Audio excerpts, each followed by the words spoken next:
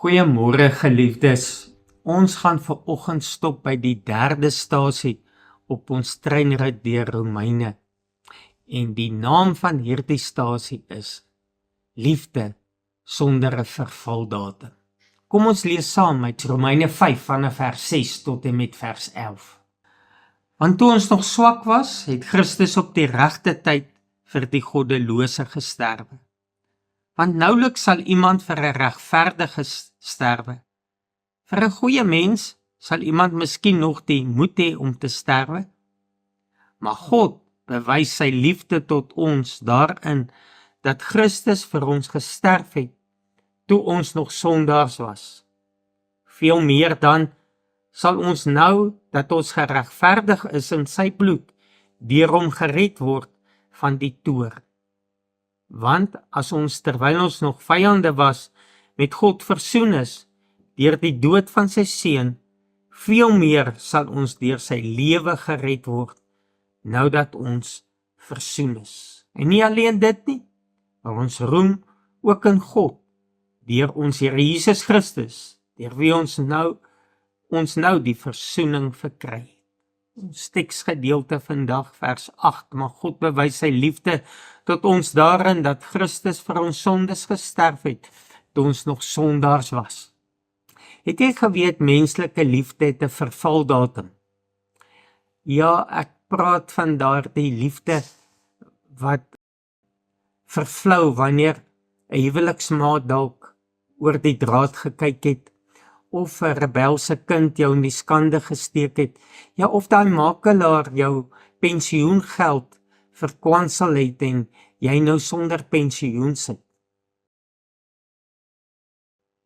Menslike liefde het 'n grens. Daar's 'n punt wat ons kan sê, maar ek het nou alles probeer, ek kan nie meer nie.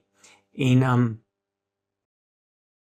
jy moet nou eers jou lewe in orde kry en dit regmaak. Maar hier is die groot kontras. God het ons lief gehad toe ons nog sondaars was. God gebruik 4 woorde, Paulus gebruik 4 woorde om ons te beskryf. Hy sê in vers 6, ons was magteloos en goddeloos. Hy sê in vers 8, ons was sondaars. En in vers 10 sê hy, ons was vyande van God. Met ander woorde, ons het in opstand teen God gekom. Ons het ons doel gemis waarvoor ons geskape is.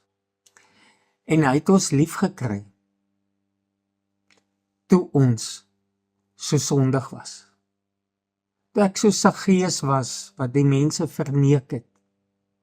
Toe ek soos die vrou by die put was, teen wie ander vrouens hulle mans gewaarsku het.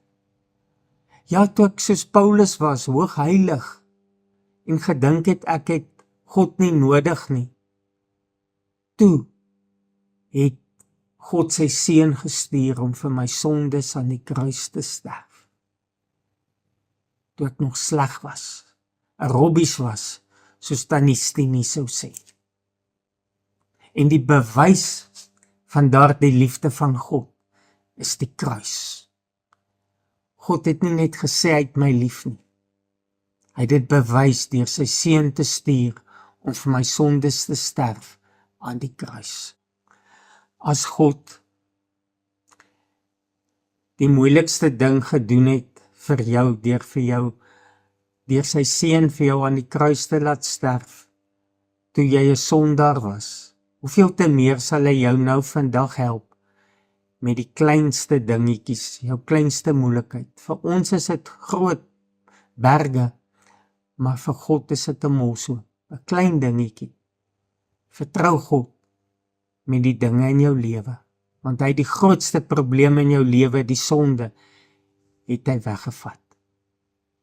Nou die groot uitdaging vir die week, identifiseer daardie persoon vir wie jy sukkel om lief te hê, wat sy vervaldatum bereik het, en dan bid jy die week vir hom. Moenie bid dat hy verander nie, maar bid dat God vir hom goed sal wees. En as jy dit doen, dan sê jy, maar omdat God dit vir my gedoen het, sal ek dit ook die liefde vir hom bewys. Kom ons bid saam. Vader in die hemel, laat u liefde in ons lewe wederliefde uitspruit na die wêreld daar buite. Amen.